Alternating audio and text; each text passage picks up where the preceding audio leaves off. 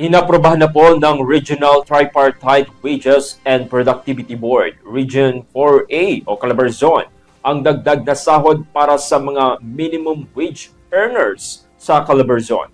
Aabot mula 25 hanggang 100 piso ang itataas na ipatutupad sa dalawang tranches. Unang yugto po sa Oktubre 5 ngayong taon at susunod naman sa Abril 1, 2026. Batay po sa Wage Order number 4A22, tataas mula 525 hanggang 600 piso ang daily minimum wage sa non-agricultural sector.